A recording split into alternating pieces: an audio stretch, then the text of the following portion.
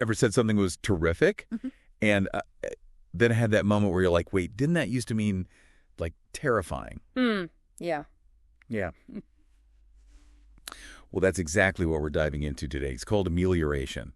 Okay. And it's basically when words make this, like, journey from the dark side to the bright side, meaning-wise. And you've given us some seriously cool sources about this. Everything from, like, how it's defined, why it matters, and we even get into some pretty deep philosophical stuff about whether change actually always equals improvement. Right. So get ready, because this deep dive is going to be a wild ride, no matter if you're a total word nerd or just curious about how language, does its thing and evolves over time. Yeah, it really makes you think about how these words, they almost get like a rebranding over time. And it's not just about them becoming like, more positive.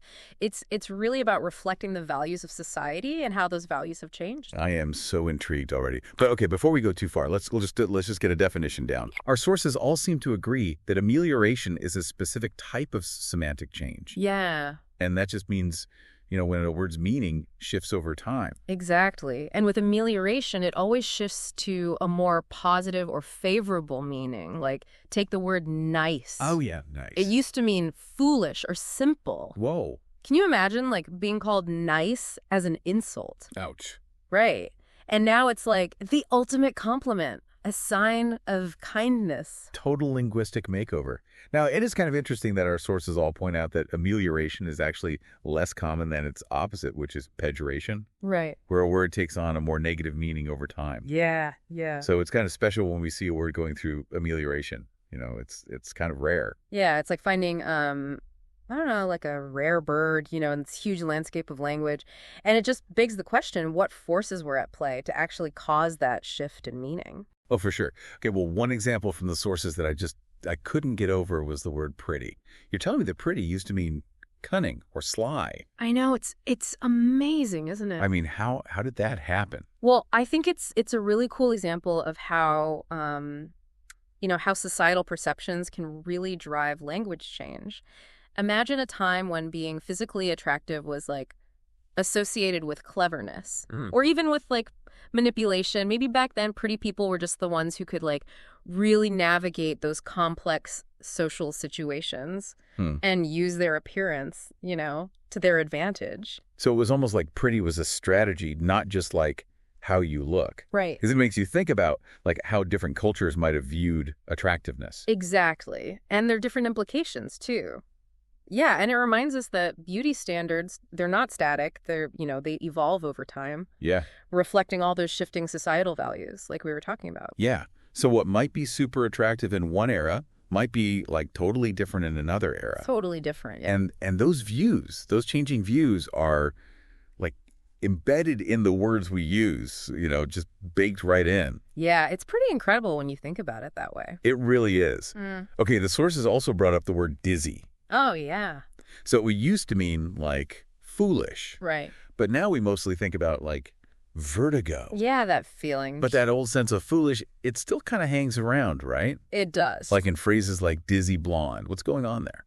It's interesting, right? Because it shows how language can preserve these like traces of its own history, even as meanings evolve. Okay. So you get these little bits of older meanings that are often found in like idioms, Like those sayings. Yeah, those just set phrases. Right. And they're like linguistic fossils, really. They give us these glimpses into how words were used way back when. Oh, I like that. So even though dizzy has like mainly taken on this new meaning, those expressions are keeping a little bit of the past alive. Exactly. Yeah. Like the word has this kind of like hidden layer of meaning. And when we use those expressions, we're tapping into that. We're tapping into that history. That's so cool. Speaking of history, the sources pointed out how words like knight, lord, and lady, they all started much lower on the social ladder. Interesting. And it's like their meanings kind of climbed the ranks alongside, how power structures changed throughout history. It's true. It's so interesting. Yeah, it's a fascinating example of how language mirrors social evolution, really. So as those titles gained, prominence and authority, their meanings shifted to reflect that. Yeah. It's like a reminder that language isn't just this like tool for communication. Right. It's a dynamic system. It's always adapting to the changing world around it. Okay, now let's talk slang. You know how, like, sick can mean awesome these days? Oh, yeah, for sure. Total 180 from its original meaning. Like, how does slang even fit into this whole amelioration thing? Well, I think slang it's like this linguistic playground where words can transform their meanings so quickly. Yeah. And it often reflects the values and attitudes of specific groups, right? Like subcultures and stuff. It gives us a glimpse into how certain groups are shaping language. Like, will sick actually make it into the dictionary? Like officially as an ameliorated word. Who knows? It's hard to say. It depends on whether it gains widespread use, right? Yeah. And if it sticks around long enough to become, like, part of mainstream vocabulary. So it's almost like those slang words are like competing for a spot in the Linguistic Hall of Fame. Right, exactly. Okay, so with all these examples swirling around, it's time to address the big so what?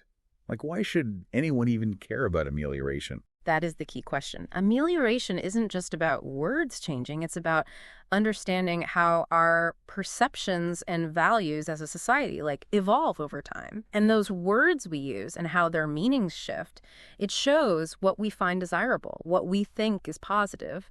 It's like a window into our collective consciousness, So it's not just about language, it's about us. Exactly, yeah. It's about how our values actually shape the way we communicate. Right. And how those changes in language can then actually, like, circle back and influence how we think about the world. Wow, that's trippy. Okay, well, our sources also threw this, like, philosophical curveball at us with the whole Churchill versus Seagal debate. Oh, right. So Churchill, he believed that change always equals improvement. Uh-huh. While Seagal, he argued that change and improvement are totally different concepts. Yeah.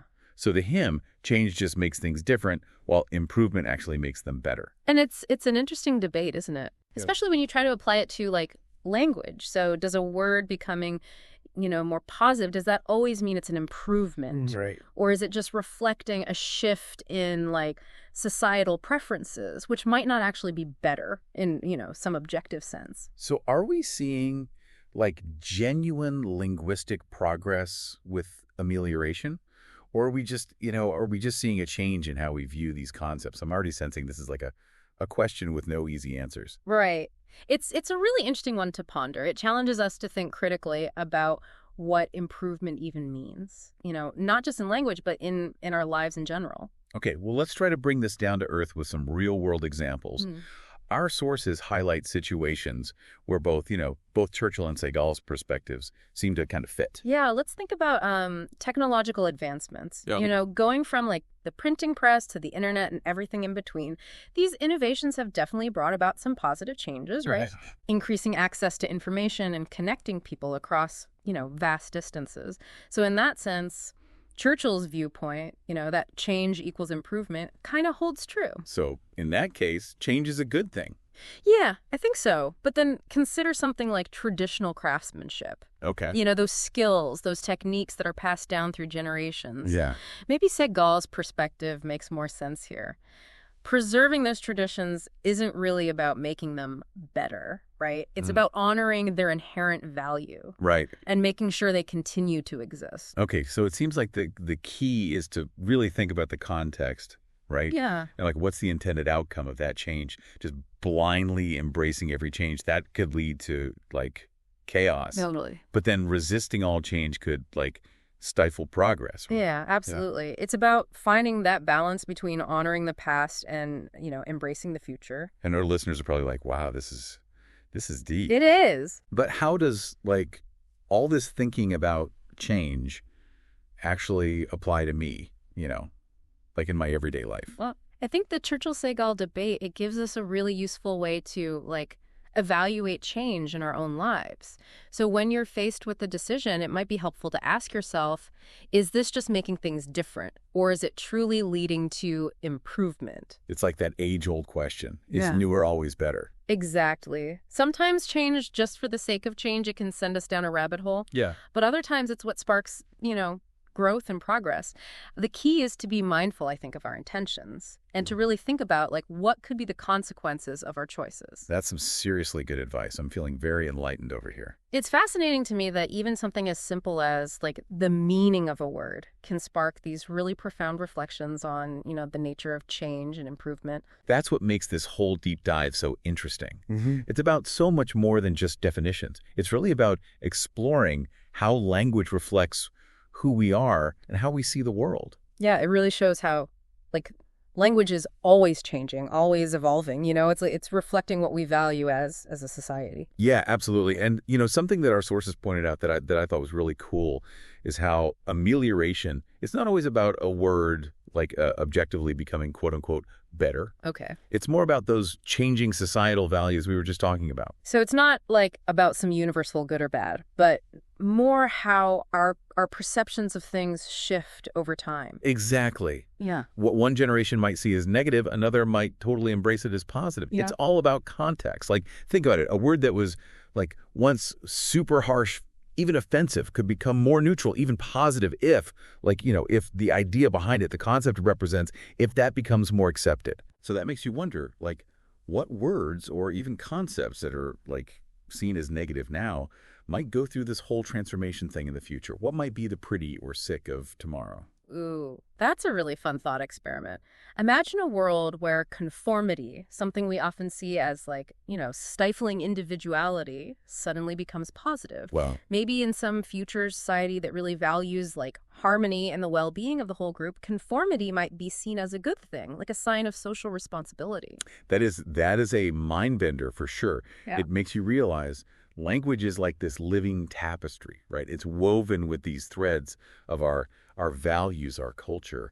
And those threads, they can totally change color over time. It's true. And amelioration is like watching those threads change, like offering a little glimpse into how our perceptions of the world are constantly in motion, shifting. It's subtle, but it's a powerful reminder that language is never really fixed. It's fluid. It adapts to the changing currents of how we experience being human. Okay, so we've explored what amelioration is. We've talked about the why. We've even gotten a little philosophical about it all. We have. But now I'm just curious, are there any words right now that are like on the verge of ameliorating? Any contenders for like future dictionary stardom, That's a great question. I think slang is often where we see these kinds of changes happening first. Words like savage or extra, for example. Right, They yeah. originally had like negative or maybe neutral meanings, Right. but now we see them being used in a more positive way, especially by, the younger generations. Totally. Like savage used to mean something brutal or uncivilized, but now it's a compliment, like that was a savage burn. Exactly. And it's really interesting to see these transitions happening in real time. They point to a cultural shift. They show us how a generation views certain qualities or behaviors like a snapshot of their values, but in language form. So to our listeners out there, pay attention to those words you use. You might be like witnessing amelioration in action. You never know. Maybe you'll be the one to use a word in a way that sends it on its journey to a whole new meaning. I love that.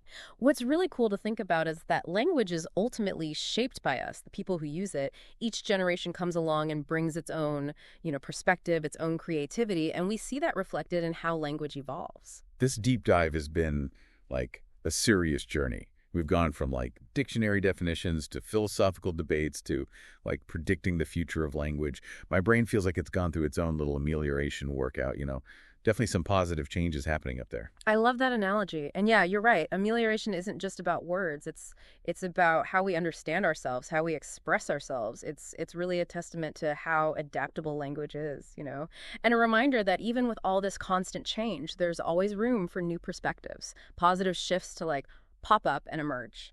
Okay, we've covered a lot of ground here, but what's like the big takeaway for our listener? Why should they care about all this word nerd stuff? That's a good question. I think amelioration is a window, Yeah. It lets us peek into how our perceptions and values change over time. So by paying attention to how words change, we can understand ourselves better, our history better, even our future better. It's a reminder that language is this powerful tool, right? It reflects and it shapes how we understand the world. All right, time for our final thought-provoking question. We've said that words can go from bad to good, but can like whole concepts do the same thing. Could an idea that's negative today become a positive one in the future? That really gets to the heart of this whole thing, doesn't it? And given how much our values have shifted over time, it's definitely possible. Maybe a concept that we see negatively now, something like, I don't know, artificial intelligence or genetic engineering, maybe those will become associated with positive advancements, real benefits in the future. Whoa, that's a lot to think about. Makes you wonder what other hidden gems of potential amelioration are out there, just waiting for their moment. It does, doesn't it? It's a reminder that language is always evolving, always changing, and it's driven by human ingenuity and by our relationship with the world around us, which is always evolving too. It's something to be curious about, something to explore, and definitely something to celebrate. Yeah, it's like the villain in today's story could be the hero of tomorrow's. And if a concept can actually do that, go through that kind of transformation, what's that say about us? About how we as like a society are changing? It brings up some big questions, right, about how we define progress. Are we getting more open to new ideas, more willing to like question what we think is good or bad? It's like amelioration, but on a much bigger scale, like a societal level. Man, that is deep. We started out just looking at single words changing, and now we're talking about whole ways of thinking getting like reevaluated. And it gets even more interesting. Our sources talked about this idea of a feedback loop between how we use language and how we think. Okay. So as our values change, language changes too, right? It adapts. But then those changes in language can actually circle back and change how we view the world. And that can shape our future values. So it's not a one-way street. So we're not just watching language change, we're part of it. Like every time we use a word, we're contributing to this whole evolution thing. Exactly. And that's why these little shifts, things like amelioration, they're so important to pay attention to, because they're not just about how language works, they're about how our minds work. This has been a lot to take in. I feel like we've only scratched the surface here. There's so much more to this whole amelioration thing. There is. And that's what's so cool about exploring language. There's always more to learn, to discover. I really encourage everyone listening to look for these examples of amelioration in your own life. What words or even ideas that used to be negative now have a more positive spin? And what does that tell you about how things are changing? It's a challenge, Become amelioration detectives. Find those words that are shifting. And you might learn some really cool stuff, not just about language, but about yourself and the world around you. It all comes back to this idea that language is alive. It's constantly changing, reflecting how we understand things, how we see the world. So next time you come across a word that, seems like it's done a 180, don't just skip over it. Think about that journey for a minute. That is the perfect way to wrap things up. Keep your ears open. Keep your minds open, because you never know when you'll find the next amazing example of amelioration out there. Until next time, happy word nerding.